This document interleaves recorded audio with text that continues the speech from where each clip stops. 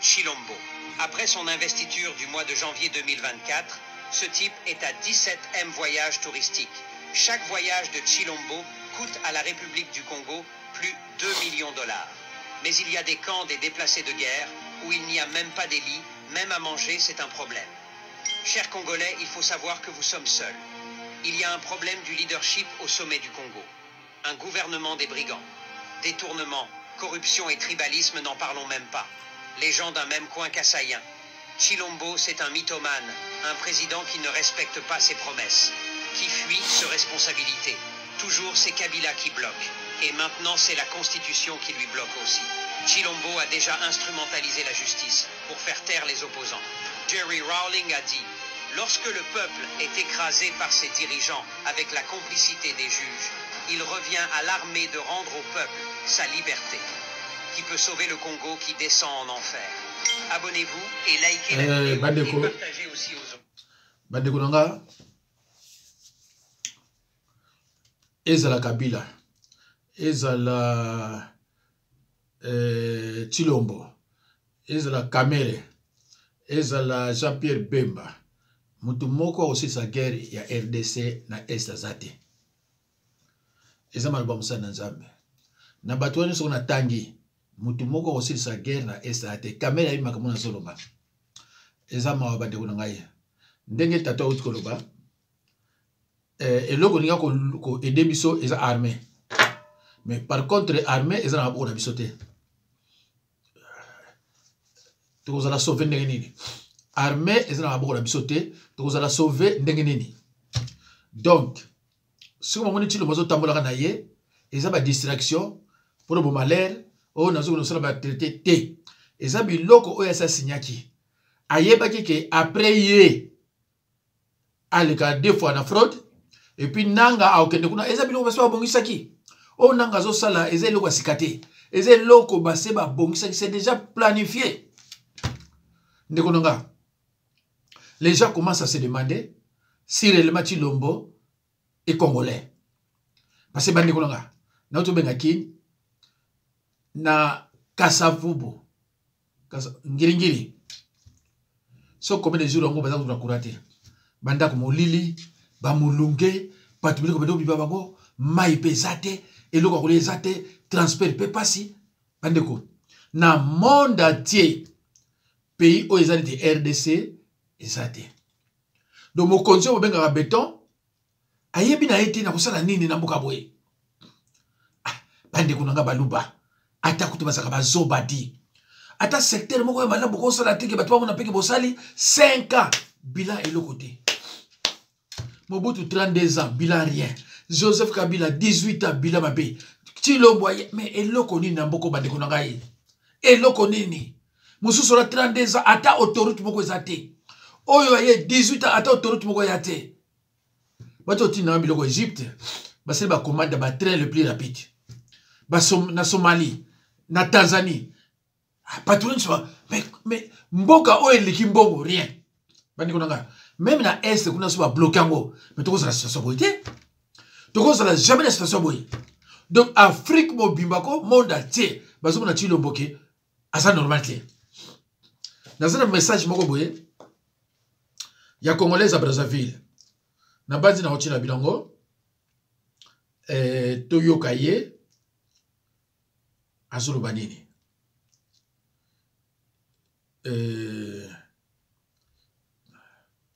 eza passe parce que o eza ye na base ko za ye yo Travailleur azo futaba voilà ye yo vraiment na mboka na ya tikinjala afuti ba travailleur azo futaba FARDC bazo boma bato na ba camp à réfugiés ba bombe zo kita. Non, il a fini l'argent à l'anniversaire de sa fille comme si ça suffisait pas. À quel souko fuko ça la suba nini na Congo Brazzaville. Yo ba lobi non ça soit na mbongo ko sala dinango te yo jumbongo yo ko sala ngo. Yo kataki biso courance. Yo le bagate ba poignade au dos. Oh, Chilombo mbundo telengani mbongo ngwe komi bele kumosa mokosa futa nani bato na mboka no kuna bato no bakozanga mai bazozanga courant mbongo bini boyiba bafokage bokabona kaza di wana kaza n'est pas inquiété là où il est oyiko sopa mosuna kongawa on t'a dit que ça avait besoin de ça omoni molimo papa no ezolanda yo motabochi yo kono kotinda ili wapona kokuluka pouvoir esuka mabe ezosukelo mabe n'importe quoi, ça c'est quelle histoire. Je vais publier ça partout. Que la RDC sache que au Djumbongo Yuko Salaba Dinyawa, pendant que la RDC n'a pas de fanda, n'a pas de boîte nyoso, n'importe quoi. Bandeko, akate ke batora kura. Akesi ko sani kuna. Akate ba kongole kura pour ba amona ke ye master gang. Ake osani kuna. Donc akomi mi telengano aso ibati na kosala nini? Ah bandeko, eza soni pour na obenga Balouba Robenga Moutaboué président. Ben nous voulons vraiment ils ont passé hein. Vraiment ils ont passé. Ah Bandego histoire est ko Kagame azana ye mwana musala. Ba oyo bazana simana ye. Ako CDT. Si l'on voyait à Outiawate, ben c'est clairement qui va Kagame il faut y mettre ça pour la misala wana armée eko aider biso tous on a armée tout na armée son ngomeka ba généraux baza étranger bosani Bemba yaki onga yongai wapi Jean-Pierre Bemba afani ona ko bika munene buzoba Bemba eloni Bemba ko sala boye bisange lo Bemba ko sala elokote toyo kana noa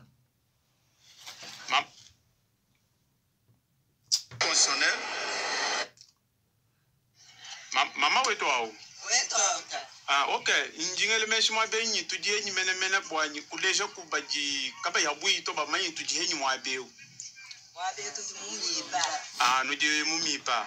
Ok, nuje mumipa kaji mera jine je pujingani. Chibamba kukenji. Kaji jama manyi mwa bujanyi munyi luko mpujansi. Kaji ujukulu seka. Mbeli mwa chimangusti. Ok, kaji mumipa nujibanga nyi mene. Bakaji baba pasione ba miba. Bakaji baba pasione ba miba. Bakaji bafanyi bachiji moye. Bakaji bafwa baba cheno kuto. Pinje umwa be chino basale ni pinje meme na nchinganyi. Basoma gatosha bintu bya baba yetu bibudenzela mu tushisha kumbuka hetu mu miba tuya mu miba yetu tukasoma. Okay, pinje kunosomba kuningi pinje ujiboka lu unu bloquer bwanyi kaba nufutu mene anganyi. Uduweza ujalo woko tulibana babu chilongo mbadi basomba hama kutani kaba tufutu to.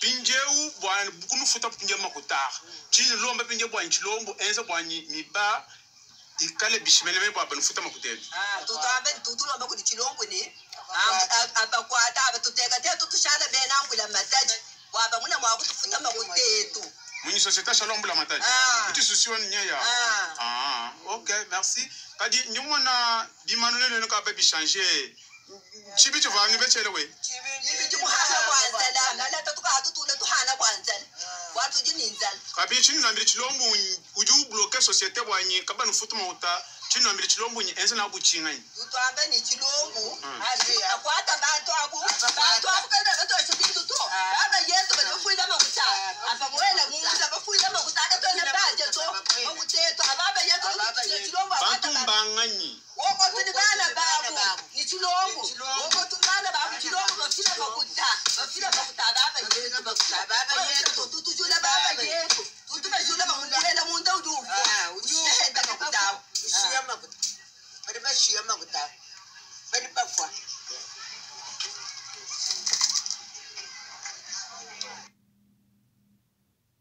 bandeko il paraît que ma maman oh ya baluba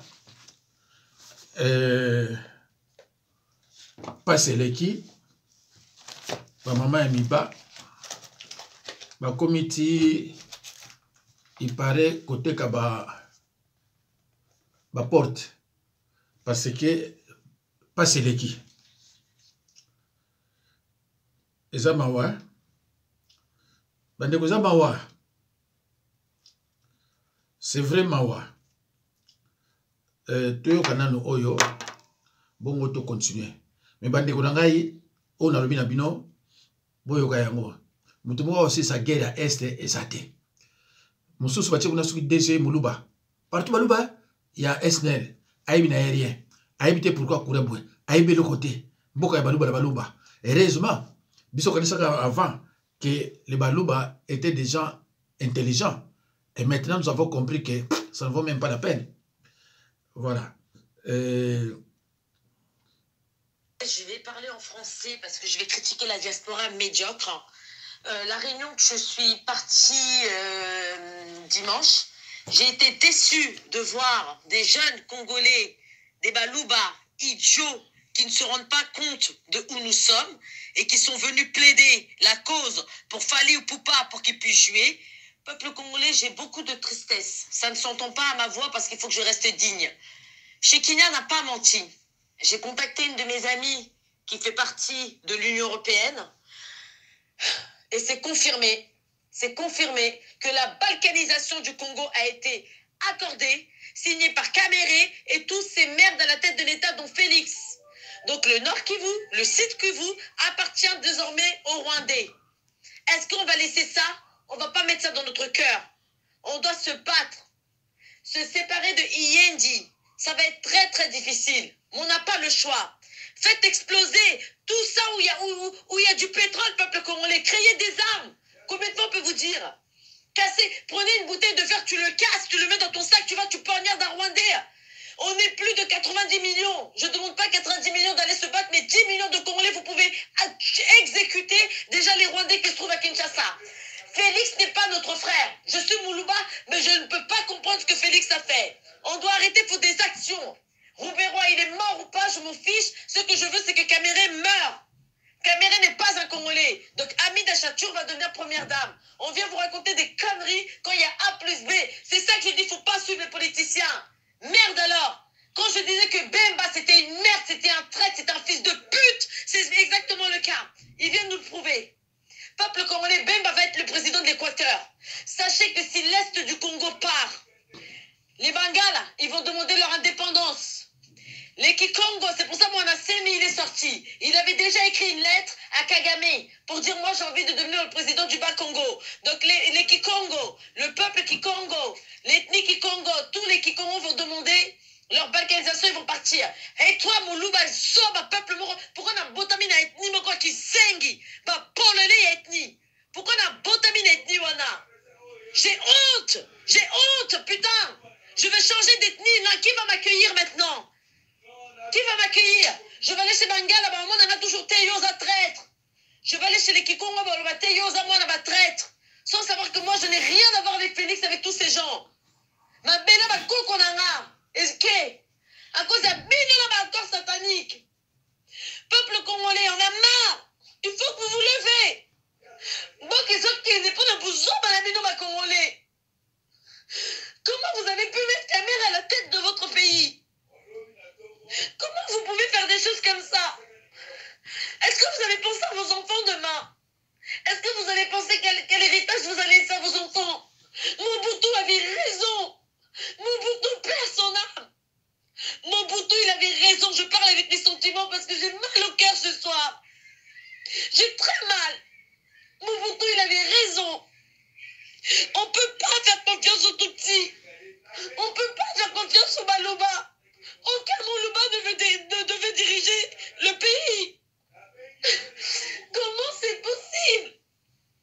Comment ça se fait qu'on n'a pas de patriote à la tête de cet État? C'est notre pays, la terre de nos ancêtres. Si tu perds l'Est du Congo, c'est comme si tu perdais un bras. Comment c'est possible d'être aussi bête? Peuple congolais, faut vous lever. C'est à vous de vous battre. Personne ne va venir se battre pour vous. C'est à vous de prendre les armes. C'est à vous de tuer ces Tutsis. C'est à vous de faire de sorte que ces Tutsis meurent, peuple congolais. Vous avez du bois, fabriquez des armes. Vous avez du verre, des bouteilles en verre, cassez-le, ça va vous servir d'arme. Prenez les machettes. Mobutu nous a aidés pour qu'on soit un pays uni. La balkanisation est un plan depuis très longtemps. De 60 à 65, on s'est battu pour ça. À l'époque de Mobutu, il n'y avait pas de viol, pas de massacre. On est le peuple bantou. L'extermination du peuple bantou, c'est tout simplement pour nous remplacer par des gens qui sont sans terre, les Tutsis.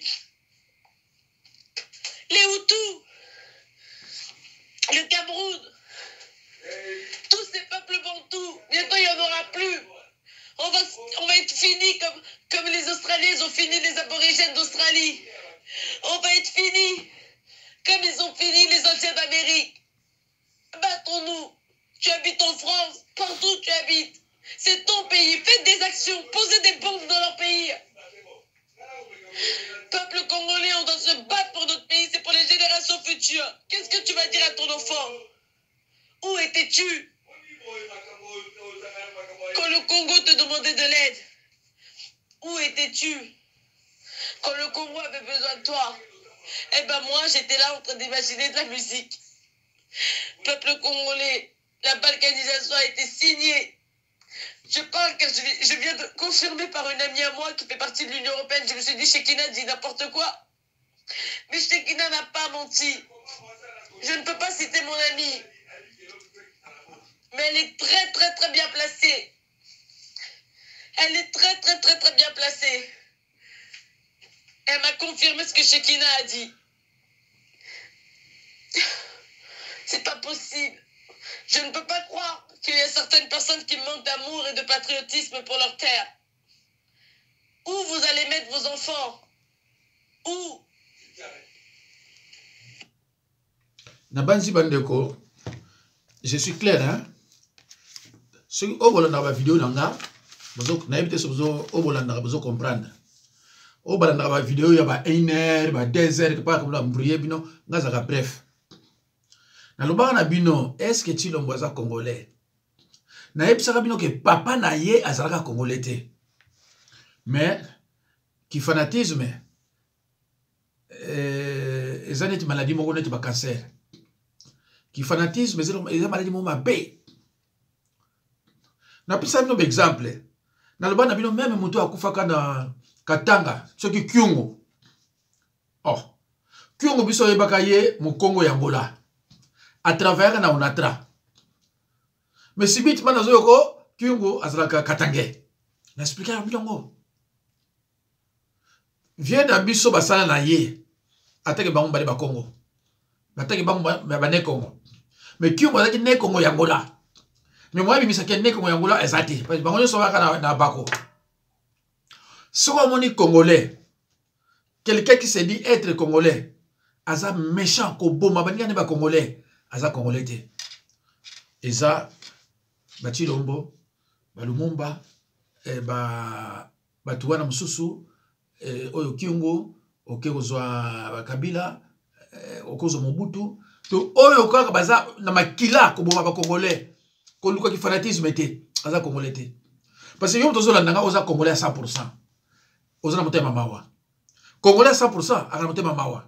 So moni mutana aza congolais, mais aza na motema mawa te, c'est pas un congolais. Tala boyande kononga. Akataki kura na Congo Brazzaville. Yewana wa akesko bonde la bako. Ozo kende ko wapi? Comment ko va na mboka na yote? Comment vraiment ko va na mboka na yote de kononga yi? Hein? Donc, le long sur la télé le gati lombo, nazo mona vraiment que non. Oh yo, ah non. To espérer na rien. Na bisa bino va, na ba na bino na 2018. Na ba na bino déjà que akosala rien. Na 2018 hein. Voilà. La série continue. Ce député vient de découvrir la planification des plus grands détournements de notre histoire.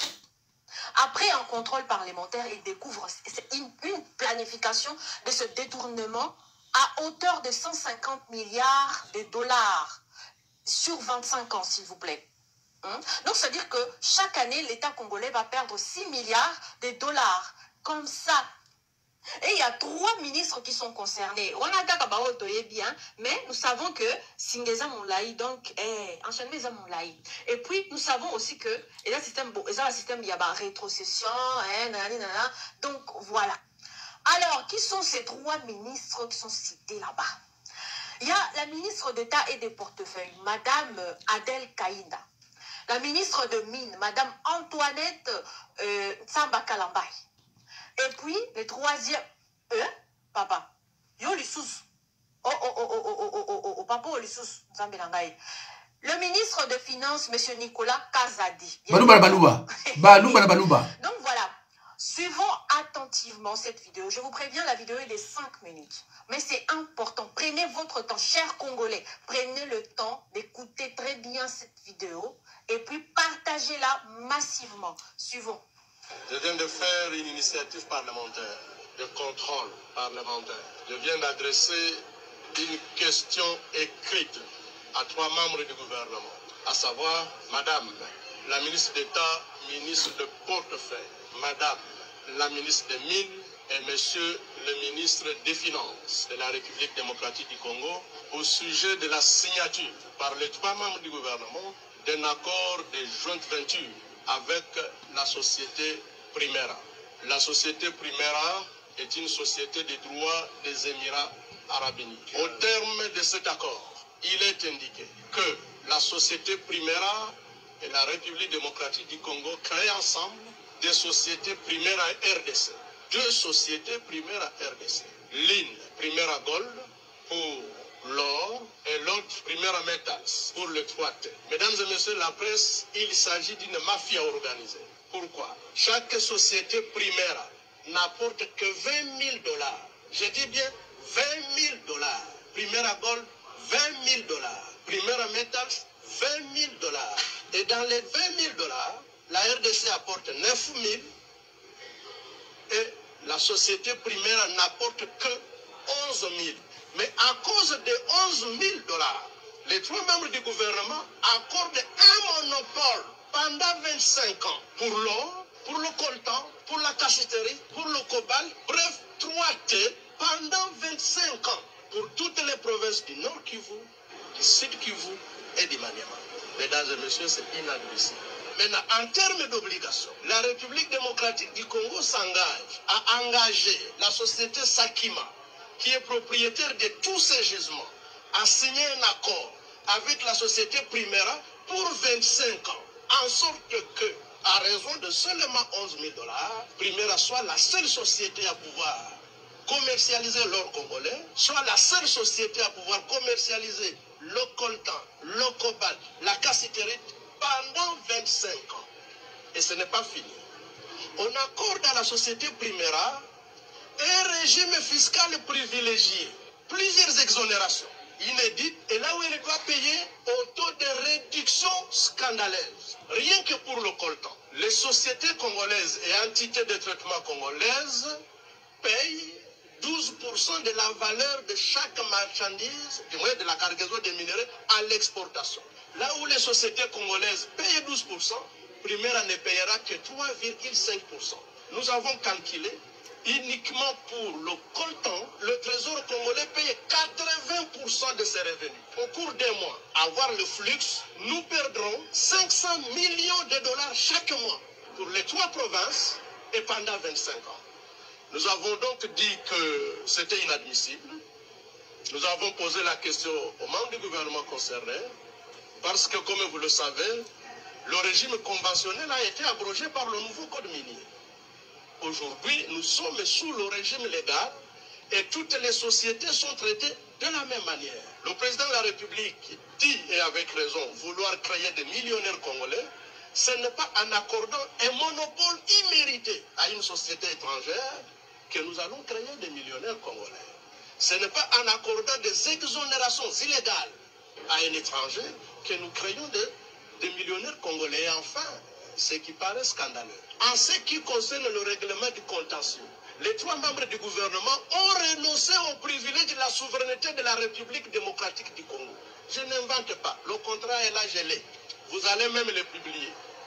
En ce qui concerne le contentieux, les 3 membres du gouvernement mettent à égalité la RDC avec une société privée en disant que, en ce qui concerne le contentieux ou l'exécution des décisions arbitrales ou judiciaires nées de cette convention signée, la République démocratique du Congo n'invoquera pas son droit à la souveraineté, ni des immunités y attachées.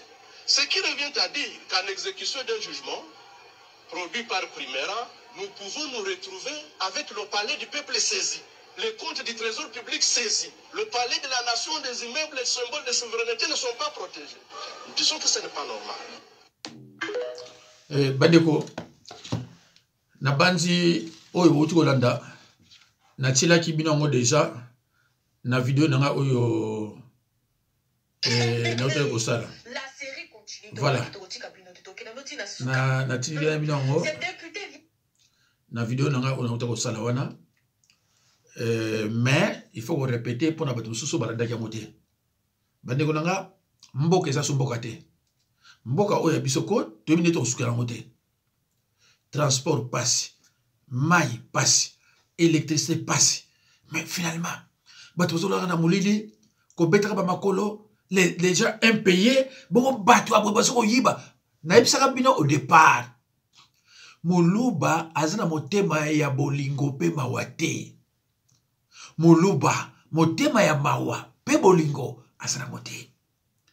Vous vous rendez compte, ma maman au bazar na miba au bautu mona wana. Ba comme côté ba porte nda pour le elo ko lia. Pendant que les balouba jouent avec beaucoup d'argent. Baso sakana mbongo de balingi.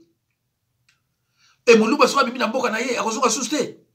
Babani ko tonga na Kisasa, babani ko tonga na Mwanda, babani ko tonga na Kasangulu. Mais mboka na balingi ngote. Bande vous qu'est-ce que vous ne comprenez pas? La balkanisation est déjà là. C'est fini. Et l'autre aussi les athées. Mboka peut-être au bateau. Kamele à cause à côté de la canette. Mboka ya bateau mayele. Puis ya ba cascadeur. Kamele à côté de la canette. Kamele a signé parce qu'il y a ça pour Kivu. Ninga lubaka. Représentant Kivu a signé. Au Moussou a signé. Et c'est ça. Et ça m'a ouais. Donc on a au moins non mais même musikate pour faire répondre à Balamoko. Au bayebi et babengaye.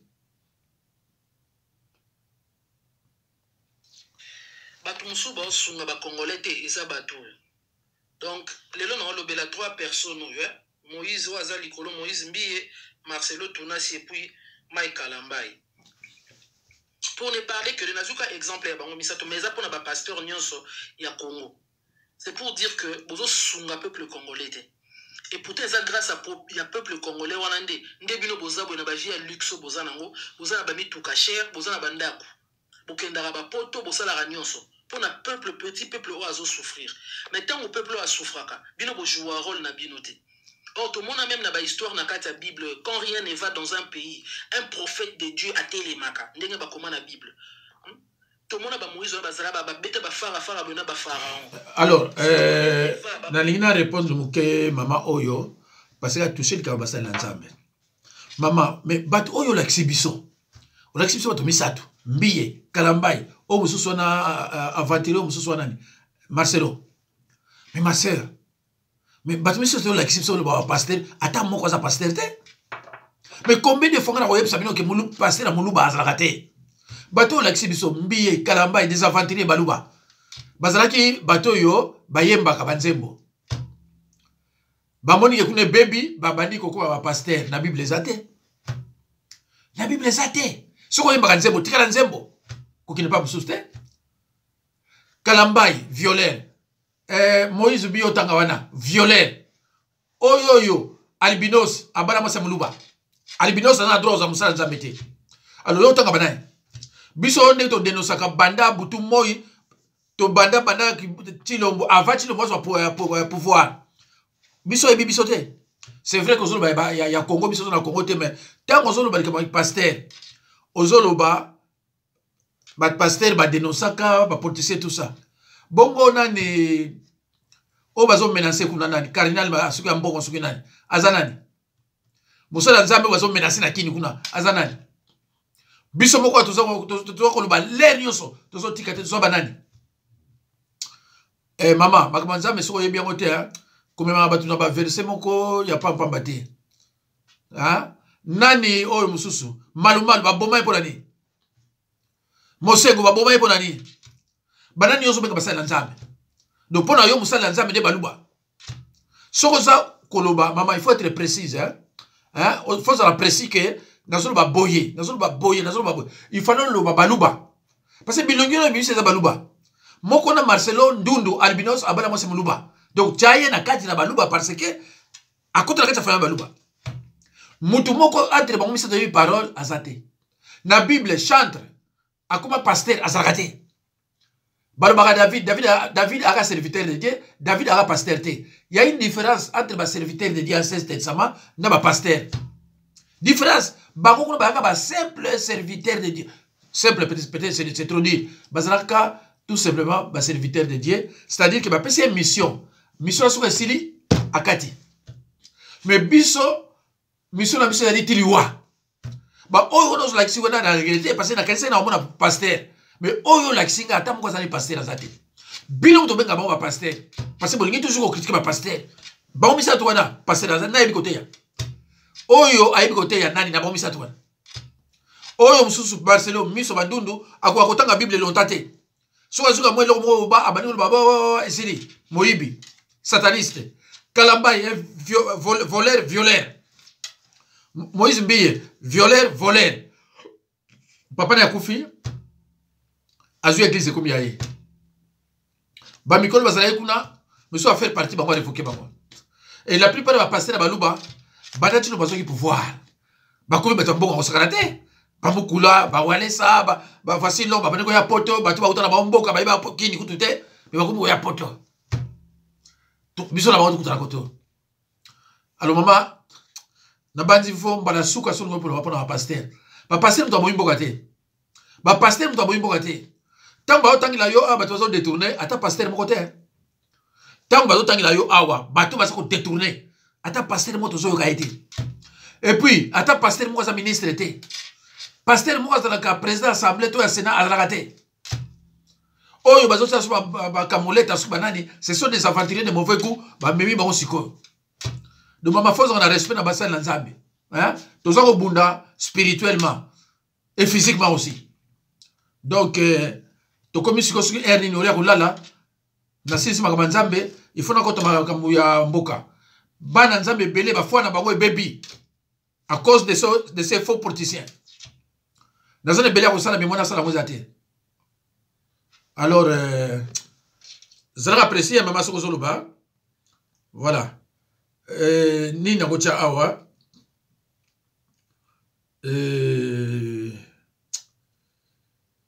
meeting bon tout ça to kata oyo na bandi aussi la te meteo kama bokoto général fantôme mokonza banzoi fachi beto mokontombolo bic rouge na ina mwa lombangu na butu ya na pokwa lelo le 11 mai 2024 samedi à l'élo jour ngulu la kamana nae chef de l'état naina mwa lombangu c'est Augustin Kabouya. Je mets ma main à couper, je mets ma main ici à couper. C'est Augustin Kabouya.